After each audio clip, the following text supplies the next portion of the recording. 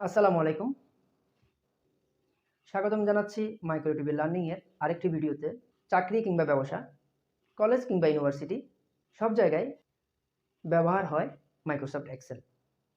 কথা বলছিলাম মাইক্রোসফট কর্পোরেশনের জনপ্রিয় অ্যাপ্লিকেশন মাইক্রোসফট অফিস প্যাকেজের মাইক্রোসফট এক্সেল নিয়ে। মাইক্রোটিভি লার্নিং টিউটোরিয়ালের আজকের টপিকস হচ্ছে Microsoft office part 2, Microsoft Excel lesson 2। Class শুরু করার আগে আপনাদের প্রতি অনুরোধ, এই চ্যানেলের ভিডিওগুলো নিয়মিত পেতে চ্যানেলটি সাবস্ক্রাইব করে রাখুন এবং পাশে থাকা বেল আইকনটি প্রেস করে রাখুন। চলুন শুরু করি। গত ক্লাস আমি দেখিয়েছিলাম মাইক্রোসফট এক্সেলের বেসিক ধারণাটা দিয়েছিলাম আপনাদেরকে। তো তারপরেও কিছু জিনিস রয়ে যায় যেগুলো না বললে নয়, ক্লাসের শুরুতে বলে দিতে চাই। তা হচ্ছে আপনি যখন কোনো একটা সেলে মাউস পয়েন্টার রাখবেন, আপনি যদি অন্য সেলে যেতে চান কিবোর্ডের এরো কি প্রেস করে করে উপরে নিচে ডানে বামে যেতে পারবেন, মাউস পয়েন্টার রেখে রেখেও যেতে পারবেন। এখানে যে সেলগুলো দেখতে পাচ্ছেন মাইক্রোসফট এক্সেলে এরকম সেলের সংখ্যা হচ্ছে 17 বিলিয়ন, মানে এত পরিমাণ এখানে সেল আছে। এটা স্প্রেডশিট প্রোগ্রাম, অনেক বড়। এখানে ছড়ানো ছিটানো পাতা আছে, গত ক্লাসে আপনাদেরকে বলেছিলাম। তো আমরা একটু গুগলে সার্চ করে দেখি যে এখানে এই যে 1 2 3 4 এরকম রো কয়টা আছে, 1 A B C D এরকম কলাম কয়টা আছে। দেখুন সার্চ করলে দেখা যাচ্ছে এখানে প্রায় 10,48,576টি রোস আছে এবং 17 বিলিয়ন সেল আছে, 16,384টি কলাম আছে। এ বি সি ডি এভাবে 16,384টি কলাম আছে। আমরা যদি শেষের কলামটা দেখতে চাই, কন্ট্রোল রাইট এরো এবং শুরুর কলামে চলে আসার জন্য কন্ট্রোল লেফট এরো, একদম শেষের রোতে যাওয়ার জন্য কন্ট্রোল ডাউন এরো। দেখেন 10,48,576টি রোস আছে। আর কন্ট্রোল আপ এরো দিলে শুরুতে চলে আসবো। এই হলো আমাদের সেলফ মুভমেন্ট সিস্টেম। এবং এখানে যে শিটটা দেখতে পাচ্ছেন, এই যে বারটা দেখতে পাচ্ছেন, এটাকে বলা হয় শিট বার বা শিট রিবন। 1 2 3 4 এভাবে শিট থাকে। আপনার চাইলে এগুলোর নাম চেঞ্জ করতে পারবেন। আমি নাম চেঞ্জ করে দিয়েছি, মাইক্রোটিভি 1, মাইক্রোটিভি 2, মাইক্রোটিভি 3।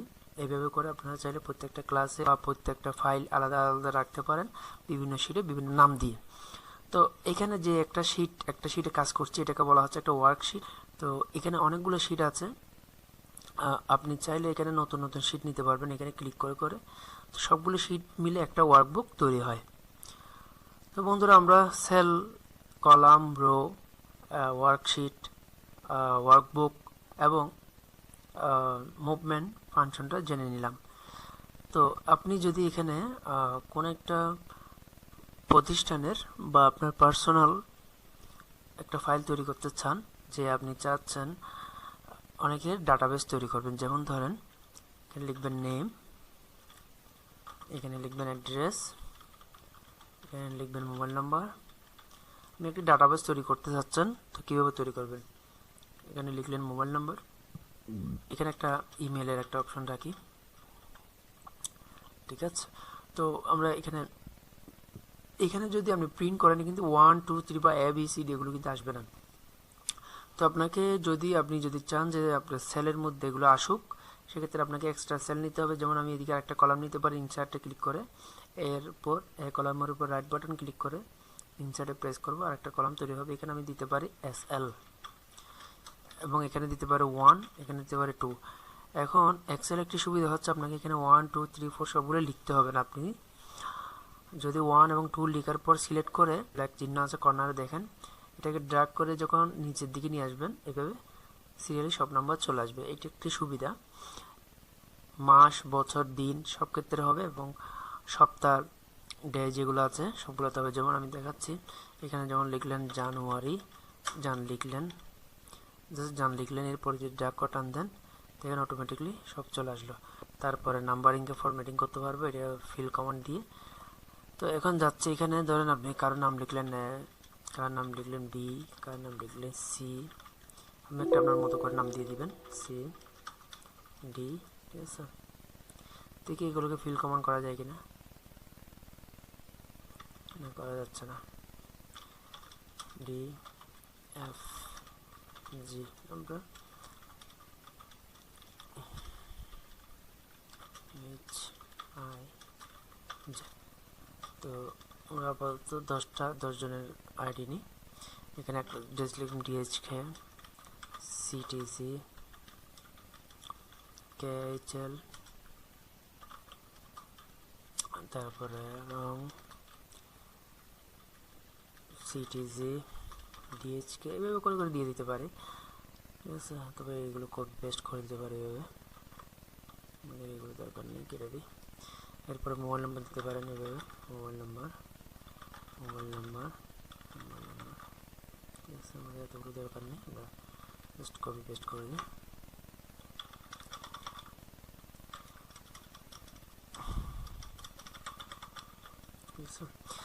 এভাবে করে মোবাইল নাম্বার দিতে পারেন। এরপর ইমেল অ্যাড্রেস দিবেন @amok.com, ঠিক আছে।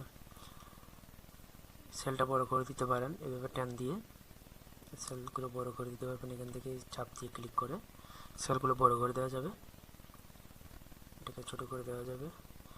এখন আমি যদি এটা একটু প্রিন্ট প্রিভিউ দেখি, এটা প্রিন্ট করলে কেমন আসবে।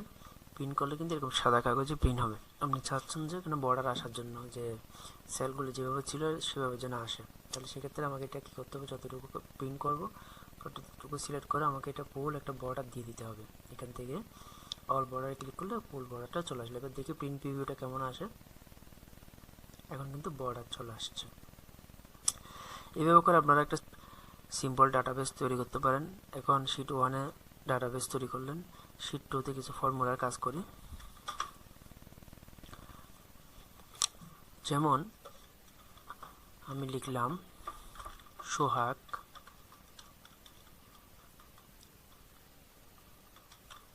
আবিদ,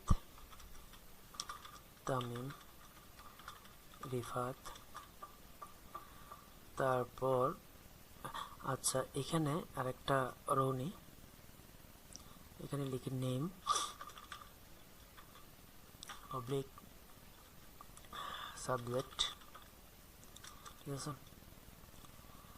তো নিচে নেম থাকবে রিয়াদ, নিচে নেম থাকবে, উপরে সাবজেক্টগুলো থাকবে যেমন ইংলিশ, বেঙ্গল, ম্যাথ।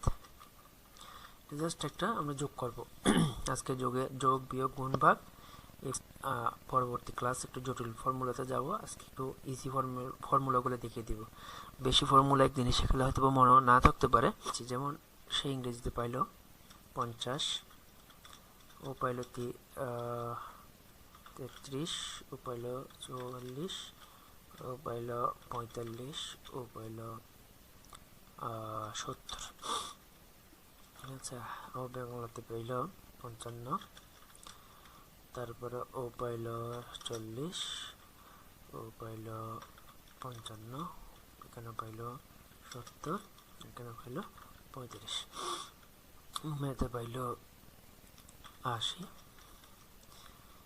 এখানে পাইল 70, তারপরে তামিম পাইল 65, রিফাত পাইল 70, 40, রিয়াদ পাইল 45। এখন আমি এখানে যোগ করব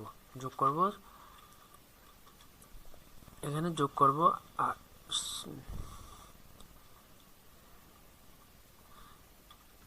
সোহা লিখলাম না,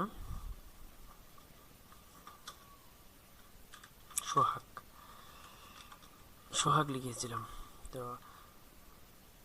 সোহাগের টোটাল নাম্বার কত, এখানে দুইভাবে করা যায়। প্রথমে যে কোনো ক্যালকুলেশনের ক্ষেত্রে আগে ইকুয়াল দিতে হবে। আমি এটা B1 প্লাস, এখানে ক্লিক করলে হয়ে যাবে B1 না B2 plus C2 plus D2, enter দিলে 3টার যোগফল বের হয়ে যাবে। এটা আরেকভাবে করা যায় মানে অনেকগুলো ফর্মুলা যখন একসাথে থাকবে আপনার এরকম, এখানে মাত্র 3টি সেল, এই জন্য হয়তো আমরা সহজে করে ফেললাম। এখানে যদি 100টা সেল থাকে বা 50টা বা 30টা 15টা থাকুক তাও তো অনেক বেশি। তো এটা সংক্ষেপে কীভাবে করবেন, সেক্ষেত্রে করতে হবে প্রথমে লিখতে হবে equal some first bracket B2 is to D2 last bracket enter. দেখেন এখানেও সেম আনসার আসছে।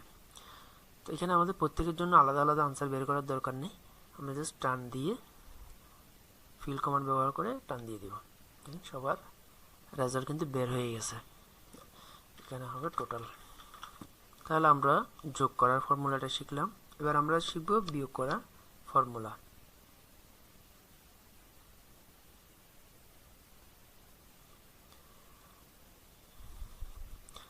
সহজে করে নিই এখান থেকে। যেমন সোহাগ পেল 185 নম্বর, সেখান থেকে আমি চাচ্ছি 15 নম্বর কেটে দেব।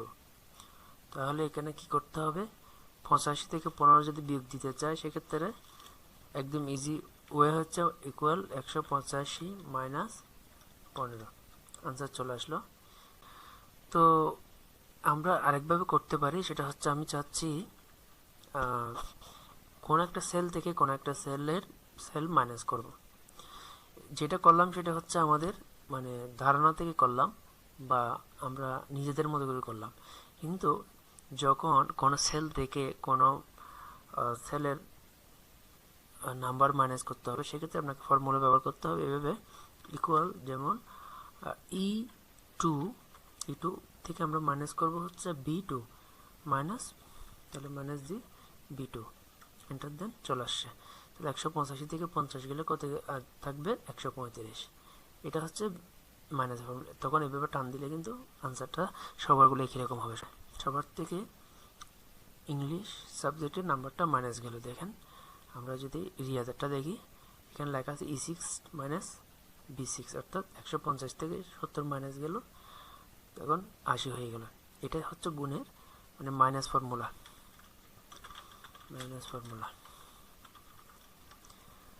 তাহলে আমরা একটু এবার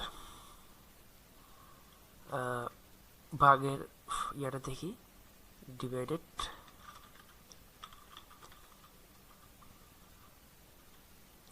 তাহলে আমরা 135 এটাকে 3 ভাগে ভাগ করি। কিভাবে করব, প্রথমে দিতে হবে ইকুয়াল, তাহলে 135 ভাগ 3, 45 করে আসছে। এবার গুণ কিভাবে করে, আমরা যদি চাই এই 135 মানে অর্থাৎ F2 এবং 45 অর্থাৎ G2 এটাকে গুণ করতে পারি। যেমন ইকুয়াল, প্রথমে প্রেস করতে হবে ইকুয়াল, প্রেস করতে হবে equal F2 into G2 enter. দেখুন 135 এর সাথে কিন্তু 45 গুণ হয়ে গেল। তাহলে বন্ধুরা আজকে আমরা শিখলাম কিভাবে যোগ বিয়োগ গুণ ভাগ করতে হয়, এবং আগামী ক্লাসে আমি একটু জটিল ফর্মুলাতে যাব। আজকে বেশি জটিলে গেলাম না, একদম ইজি ফর্মুলাগুলো দেখিয়ে দিলাম। এটুকু যদি বুঝে দেখেন এর পরবর্তী ক্লাসটা আপনাদের জন্য অনেক সহজ হবে। আরেকটি বিষয় দেখিয়ে দিই, এখানে যে কোনো একটা কাজ করলে এটা যাতে বর্ডারগুলো আসে বা সেলগুলো আসে, আপনারা এখান থেকে বর্ডারটা সিলেক্ট করে দিবেন। টেবলগুলো সিলেক্ট করতে হবে, সিলেক্ট করার পর এখানে বিভিন্ন কালার দেওয়া যাবে, অথবা এখানে ফরম্যাটিং টেবল থেকেও নেওয়া যাবে, বিভিন্ন ফরম্যাট নেওয়া যাবে। আচ্ছা, অনেক এইখান থেকে আপনি আপনার পছন্দ মতো ফরম্যাট নিতে পারবেন। এখান থেকে বিভিন্ন এডিটিং করা যাবে। তো এগুলো বিস্তারিত আরও অনেক কিছু আছে, ধাপে ধাপে দেখাবো। আজকে এ পর্যন্ত, সবাই ভালো থাকবেন, সুস্থ থাকবেন, মাইক্রো টিভির সাথে থাকবেন। আসসালামু আলাইকুম।